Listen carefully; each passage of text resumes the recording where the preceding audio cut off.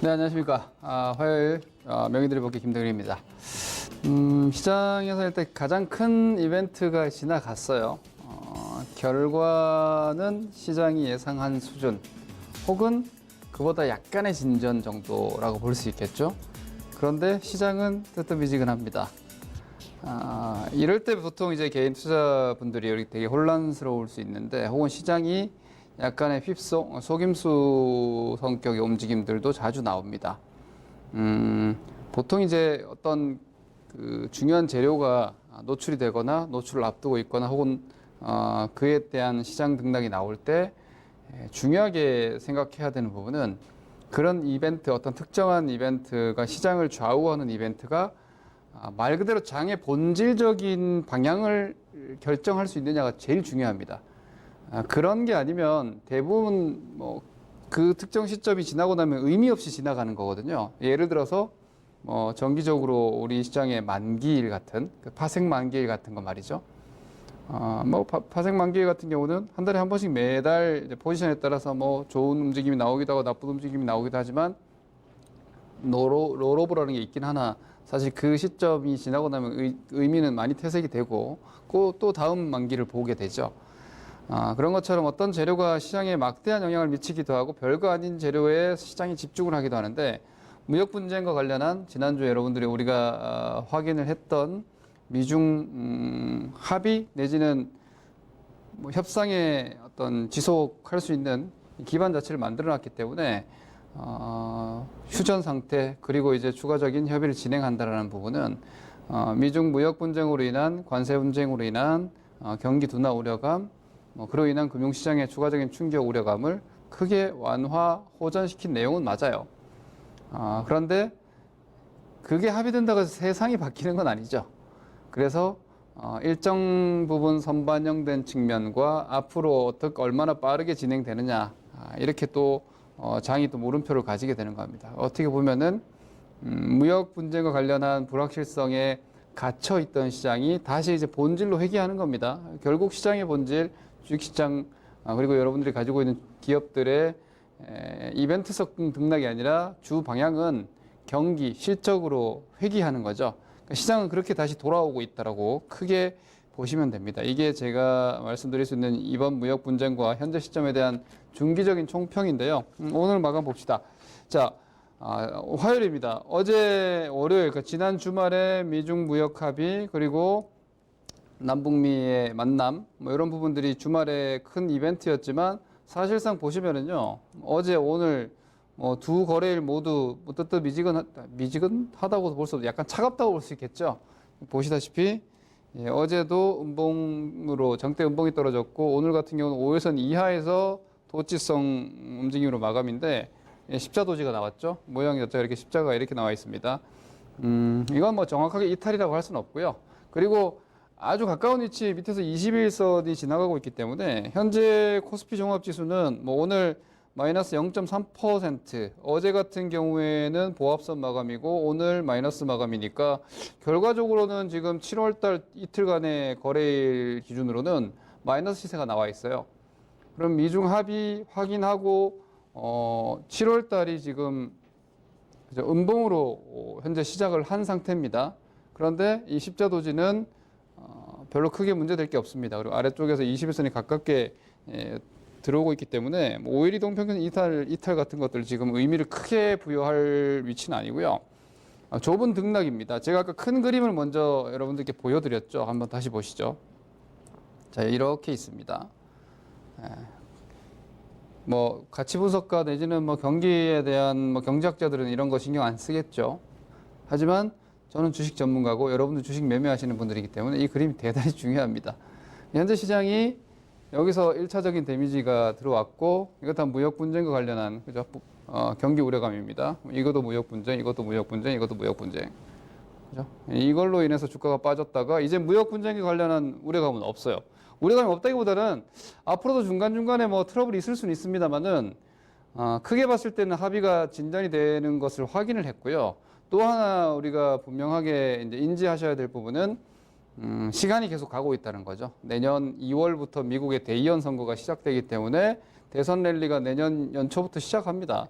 그러면은 그 시점을 앞두고 금융시장이나 뭐 경기 여건 이런 부분들을 트럼프 입장에서는 방치하지 않을 겁니다. 어느 정도 컨트롤 해줄 거다라는 관점에서 보면 올 하반기는 이 무역 분쟁과 관련해서 뭐 트럼프 협상 방식이 마지막 합의를 하기 전에 한번 이렇게 비틀어버리는, 그래서 끝까지 최대한 많이 얻어가는 협상 방식을 그동안 예전에 사업을 할 때도 취해왔지만 너무 리스크가 크죠. 내년에 재선 이제 2월 달부터 이제 대의원 선거가 시작하는데, 물론 트럼프는 공화당의 지금 현직 대통령이기 때문에 경선은 크게 우려하지 않는 상황이지만 결국 실제로 2월부터 대의원 선거라는 건 팩트니까, 그러면 이제 올해 하반기 연말 갔을 때 경기에 대한 둔화 우려감이나 증시에 어떤 충격이 있었을 때는 분명히 내년도 표심에 영향을 받을 수 있으니까, 이 무역 분쟁과 관련해서는 앞으로 이제 하반기에 이제 들어왔지 않습니까? 실제로는 7월 달이니까.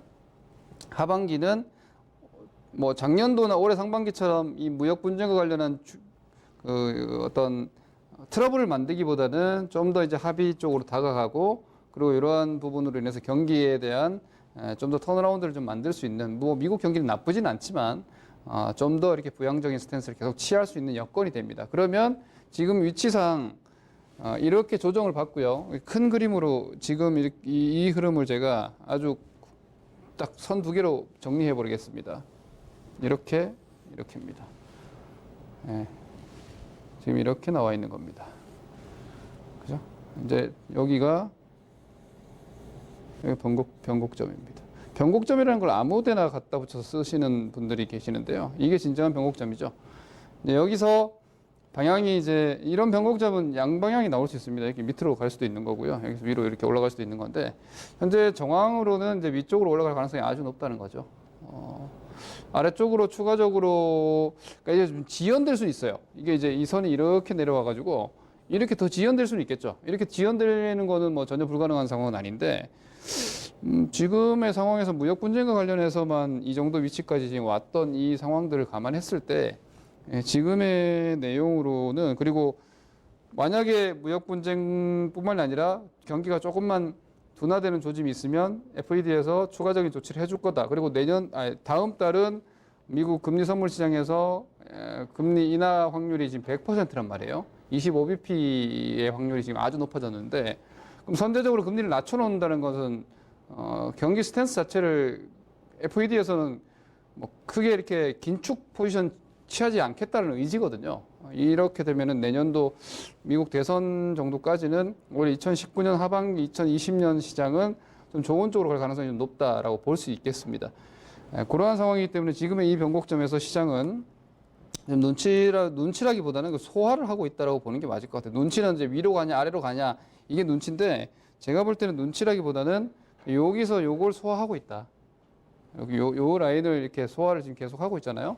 이 소화가 끝나면 방향이 이제 본격적으로 위쪽으로 잡히지 않을까. 20선, 120, 지금 120선이 여기 있고요. 60선이 여기 있고, 여기 20선이 있죠. 그러니까 여러분들 20, 60, 120이 기본이죠, 기본. 요게 이제 정배열로 들어가면은 이제 상방 국면, 그리고 역배열로 들어가면은 좀 조정 내지는 하방 국면이라고 볼 수 있는데, 120선이 지금 2150이잖아요. 2150. 20선은 계속 올라오고 있어요. 지금 2110선까지 올라왔습니다. 그럼 요 안쪽의 움직임은 또 액션을 취하는 구간이 전혀 아닌 겁니다.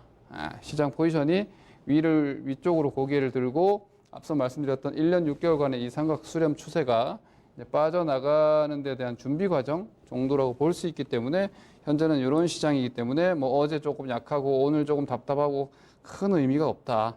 오히려 장애물은 이제 지나왔어요. 장애물도 뒤에 있어요. 우리가 앞으로 가는 자리에서는 그거보다는 작은 장애물들밖에 없겠죠. 중간중간에 나오더라도. 그러니 충분히 넘어갈 수 있다라고 큰 시황 국면으로서는 생각을 하시면 되겠습니다. 자, 월봉 기준으로 확인해 보시죠. 코스피 월봉이 여기, 월봉이 제가 이 그림 자주 보여드렸습니다. 이것도 마찬가지입니다. 여기 지금 월봉은 지금 정배열이에요. 월봉은 120개월선이 여기 있고요. 왜냐하면 월봉 장기 상승 중이니까 지금 여기가 20개월선 고개를 숙이고 있죠. 20개월선 고개 숙이고 있고, 60개월선 여기 있고요. 5개월선은 밑으로 좀 내려왔었습니다. 요 60개월선과 요 라인 제가 잡아드렸죠. 그러니까 이 밑으로 들어오면은 이제 걱정의 영역, 여기로 들어가면은 이제 기대의 영역, 되는 겁니다. 그 자리가 2150입니다. 2150을 넘어가면 이제 기대 구간으로 들어가는 겁니다. 걱정의 구간에서 빠져나와서 무엇을 기대하느냐? 이걸 돌파할 거다라는 기대감을 가지는 거죠. 여기가 얼마냐면 2300입니다. 2250, 2300 구간, 요 구간이니까 이제 그동안 3달 동안 여기서 놀았잖아요. 이제 여기서 이 구간으로 들어가면은 앞으로 몇 달 동안 이 구간으로 들어갈 수 있다. 제가 썸머 랠리, 뭐 산타 랠리 이런 표현 되게 안 좋아하는데요. 랠리까지는 아니더라도 여름 좀 괜찮은 방향으로 가고 있지 않나라고 보여집니다. 그래서 현재 시황 자체는 여러분들 속도에 대해서는 기대한 것보다 좀 느려서 답답하실지 모르겠지만 주식 저는 그렇게 생각해요. 방향이 훨씬 더 중요해요. 방향이 훨씬 더 어렵고 중요한데 방향이 자신감이 좀 생기는데 속도가 좀 느리다. 별 문제 될 거 없다. 이렇게 좀 보시면 되지 않을까 싶습니다. 시장에 대해서 그렇게 보시고요. 외국인들 한번 보죠. 제가 제가 아무리 떠들어봐야 시장의 메이저 포지셔너들이 저와 비슷한 마인드와 포지션을 취해줘야 되는데 외국인 보시죠. 자, 외국인 연속성 들어옵니다. 여기 보시면은 외국인들 같은 경우는 6월 말경부터 매수에 좀 들어와 있고요. 여기 중간에 살짝 소규모 매도를 해주고 연속성이 지금 나오고 있죠. 매수 연속. 제가 예전부터 말씀드려왔습니다. 외국인이 잠깐 뭐 샀다 팔았다 퐁당퐁당 하는 것이 아니라 연속적인 외국인 매수가 들어온다면 시장에 대해서는 의심치 말고 상방 포지션으로 가자. 지금 들어오고 있다는 점이죠. 그리고 또 하나 이제 기관들은 매수세가 좀 약해집니다. 기관들 보시다시피 예전 기관들 매수세가 꾸준하게 좀 계속 들어오다가 지금 이제 기관들이 오히려 오늘 같은 경우에도 매도세가 유지가 되면서 체감이 좀 말씀드렸죠. 기관은 종목, 기관 특히 이제 개별주 같은 것들 그리고 외국인은 이제 지수, 시장의 중심적인 움직임을 가져가는 대형주 움직임들 이런 것들을 좌우한다고 보시면 되는데 지금 이렇게 기관 매수세가 약화가 됐다는 점. 자 보시면은 이게 외국인이 매수할 때 외국인이 이렇게 매수하는 자리에서 기관이 매수가 줄어들었어요. 여기서 개인이 막 들어와 버리면은 시장이 좀 더 답답해지는 경우가 있는데 지금 뭐 여전히 개인들은 매도세입니다. 이게 매도하고 싶어서 하는 게 아니고요. 말 그대로 걱정의 벽을 타고 올라가고 있는 시장인 거죠. 개인들은 여전히 걱정을 좀 하고 있다. 시장에 대해서. 이렇게 판단할 수 있기 때문에 지금은 중기 변곡점인데 그 중기 변곡점이 아까 말씀드린 대로 작년도 2018년도 1월 달부터 이어진 이조정 채널 이걸 돌파하기 위한 수렴 소화 과정이라고 생각을 하시면은 딱히 답답할 게 없어요. 왜? 넘어가면 시원해집니다. 물론 2250 한번 또 걸리겠지만 원래 추세라는 건 그렇습니다. 정말 좋아 보이다가도 여러분이 기억하시다시피 작년도 2018년도 뭐 여러분 1월달 이럴 때 막 바이오 움직이고 이럴 때 막 장 간다고 다들 흥분했었죠. 아무리 좋다가도 추세라는 건 무너지면 살벌해지는 거고요. 밑으로 무너지면 살벌해지는 거고 이렇게 답답하다가도 위로 뚫리면은 시원시원해지는 겁니다. 그게 바로 추세이기 때문에 지금 추세 변곡점 구간으로 계속 진입되고 있다. 이렇게 보시면 됩니다. 종목들은 뭐 보시면은 여기 지금 삼성전자인데요. 여러분 재밌습니다. 지금 삼성전자가 이 채널 돌파가 지금 먼저 나오고 있다는 점 보시죠. 이거 보이시죠, 여러분? 코스피 이거 못 들었지 않습니까? 코스피 여기 있었죠. 코스피 아까 보셨다시피 코스피 종합 여기 있었습니다. 여기 삼성전자 어때요? 고개 폭 들고 여기 얼마입니까? 여기 지수. 여기 지수가 2250입니다. 그렇죠? 이게 삼성전자 지금 먼저 왔어요. 마중 나온 겁니다. 오세요 하고. 그래서 시장지수도 저 정도까지 끌려 올라갈 가능성이 대단히 높다라는 점이고, 삼성전자가 여기서 요만큼 쉬어도 아무 문제 없어요. 그죠? 이렇게 올라가서 넘어와서 쉬는 건 대단히 좋은 거예요. 그러면 여기서 이제 발판을 기반해서 또 올라가는 거예요. 이 정도의 움직임이 지금 삼성전자에서 먼저 나오고 있어요. 삼성전자는 뭐 화웨이 사태나 무역 분쟁이 약간 수혜주로 분류가 됐었죠. 하이닉스 한번 봅시다. 동종 업종인데 하이닉스는 화웨이 관련해서 피해주였죠. 자, 지금 어때요? 되게 재밌는 게 여러분들 여전히 삼성전자 하이닉스가 2017년도에는 완전히 삼성전자 하이닉스 단독 장세였고요. 17년도 그죠? 원래는 그 정도까지 분위기는 아닌데 지금 현재 2019년 하반기가 근데 삼성전자 하이닉스가 소외되어 있지 않습니다. 시장 앞서 보셨다시피 시가총액의 우선주까지 합하면은 30%대 육박하는 삼성전자 단일 종목이 지수 대비 상회, 그러니까 시장 상회 기술적 구조, 시세 구조를 만들어 놓았다는 건 여러분들이 체감적으로 좀 재미없는 이유 중에 하나가 되겠죠. 그러면 이쪽 커버가 돼 있던지 지수 연동형 매매를 하시는 분들은 오히려 지수를 직접적으로 매매하는 레버리지 ETF나 이런 정도가 오히려 시장 수익률을 상회하고 있지, 사실 지수가 좀 괜찮아지고 지금 시장 분위기가 좀 개선되고 있지만 아마 여러분들 시장 수익률 따라잡기가 쉽지 않은 좀 답답한 상황인 건 분명합니다. 그것은 이후에 좀 더 풀릴 수 있을 테지만 지금의 삼성전자 하이닉스로 봤을 때는 이 부분을 경계하셔야 됩니다. 제가 말하는 경계라는 건 안 갖고 계신 분들은 이쪽에 대한 편입 필요성까지도 한번 제고하실 필요가 있다. 여전히 시대의 요구는 뭡니까? 시대 요구는 4차 산업이라는 점에서는 IT를 빼놓고 시장을 볼 수는 없다는 점 계속 인지를 좀 하셔야 되겠습니다. 자, 요 이제 피해주죠. 하이닉스 같은 경우는 무역 분쟁, 뭐 화웨이 사태 이런 거 피해주로 분류가 돼 있었는데 하이닉스 빠르게 올라와가지고 자, 시장 지수 기준으로 봤을 때는 얘네가 위치가 지금 보면 이렇게 되는 거죠. 한 이 정도. 작년도 하이닉스는 뭐 위쪽으로 넘어갔었고 뭐 이렇게 혹은 뭐 이 정도 저항이니까 한 7만 5천 원대 정도가 지금 시장 위치라고 볼 수 있겠죠. 120선은 뭐 시장과 같은 위치지만 시장의 동행적 포지션 정도까지 들어왔다. 아주 뒤쳐졌다가 금방 지금 추월이 나오고 있다는 거예요. 이런 쪽 움직임들이 전반적인 기타 업종군의 체감을 좀 떨어뜨리고 있다. 이런 것은 여러분들이 포트폴리오 구성이 어떻게 되어 있냐에 따라서 앞으로 하반기 장이 좋아지더라도 좀 답답할 수는 있을 거예요. 그러한 포트폴리오 구성을 좀 신경을 좀 쓰실 필요가 있다는 거. 또 하나 RFHIC 같은 거 대표적으로 무역 분쟁과 관련 화웨이 사태 피해주죠. 이 종목군도 지금 시세가 안정이 됐어요. 5G 관련주 잠깐 보시면 5G 관련주들이 지금 많이 약해졌거든요. 그런데 오히려 RFHIC 같은 경우는 이 5G 안쪽에서 시세를 좀 잡아주고 있고, 그리고 KMW 같은 거, 요거 전에 뭐 대형주 잠깐 보죠. 경기 민감형 낙폭주들 잠깐 한번 보겠습니다. 아까 삼성전자 하이닉스 위주로만 봤는데, 자, 포스코 보시죠. 미중 무역 합의되고 글로벌 경기가 좀 더 이제 부양 스탠스를 취한다면 아무래도 산업재들도 움직일 틈은 있을 거예요. 주도주가 될 수 있을지 없을지는 지금 논할 상황이 전혀 아니고, 자, 작년도 시장이 저항받는 자리가 포스코가 요만큼이에요. 그죠? 그리고 시장 지수 2250포인트가 포스코 27만 원 정도, 27만 원대 정도가 되겠죠. 여기 위치. 지금 사실상 포스코 같은 종목은 뒤쳐져 있죠, 시장보다. 시장보다 뒤쳐져 있는 겁니다. 근데 이런 종목들이 그런데 기대 수익률로는 꽤 나와요. 지금 25인데 제가 아까 말씀드렸던 저항이 플러스 한 10% 정도 갭이 있죠. 이런 정도의 안정적인 반등은 나올 수 있어요. 그죠? 느려요. 대단히 느려요. 하지만 22만 원에서 한 달간 24만 7천 원대까지 꾸역꾸역 반등이 지금 나오고 있다는 점. 이런 거 갖고 계신 분들 사실 속은 터질 겁니다. 왜? 시원시원하게 가지는 못해요.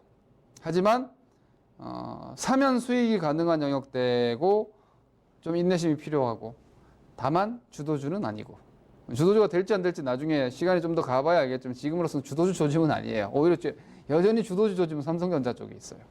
이런 거 감안하셔야 되고. 롯데케미칼 같은 경우도 보십시오. 완전히 소외돼 있었죠. 뭐 납사 마진 자체가 너무 안 좋았고, 전반적인 석유화학 업종의 어떤 가격 동향이 너무나 부진했기 때문에 아주 주가 동향이 작년도 올해까지 안 좋았었는데, 지금 보면 크게 뭐 쌍바닥 삼중바닥 시장처럼 잡아놨고요. 오늘 같은 경우에도 이렇게 개선이 좀 되고 있죠. 시장 지수의 반등 목표치 정도 잡으면은 얘는 한 31 정도 나오죠. 지금 26이에요. 뭐 무려 한 20% 정도의 반등 여력이 있는데, 중요한 건 후발주예요. 이게 중요하거든요. 후발주예요, 후발주. 선발주가 아니라 후발주이기 때문에 약간 불안정한 시세를 견디면서 기다려야 되는 거예요. 근데 이런 종목은 사실 위쪽으로는 보여요. 그래서 대형주 매매하시는 분들은 특히 지금 여태까지 버티고 기다리다가 지치기 딱 좋은 장이에요. 여기서 포트폴리오를 바꿔버릴까 막 이런 생각이 막 들 거예요. 특히나 테마주 대형주 하는 분들은 저는 원래 테마주 하는 건 반대인데, 뭐 그런 종목들 막 방송이고 어디고 뭐 5G니 반도체 비메모리니 이런 것만 얘기하니까 원래 미디어는 움직이지 않는 종목 얘기 안 하거든요. 그러니까 나만 잘못하고 있는 것 같아서 자꾸 옮겨야 될 것 같은 생각이 들지만 사실 이런 종목들이 지금 고른 순환 반등이 나오고 있기 때문에 혹여 나중에 포트폴리오를 재구성하더라도 지금은 아니니까 장의 변곡점이니까 오히려 경기 민감 대형주들 움직이면 테마주 움직임이 약해져요. 이런 점을 지금은 뭐 오히려 보릿고개 정도 생각하시면 될 것 같아요. 정말 힘들게 겨울을 지나왔는데 이제 좀 좋아질 것 같지만 뭔가 아직 답답하고 좀 춥고 막 이런 상황. 뭐 한 번 더 흔들진 않을 것 같고 뭐 이런 정도 상황으로 보시면 됩니다. 하다못해 정유주 같은 경우도 지금 바닥권에서 반등 조짐들이 지금 나오잖아요.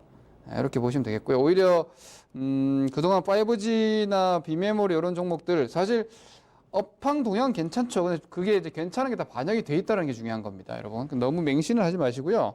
예를 들어 KMW 같은 거 지금 이거 5배 올랐어요. 5배. 예? 그죠?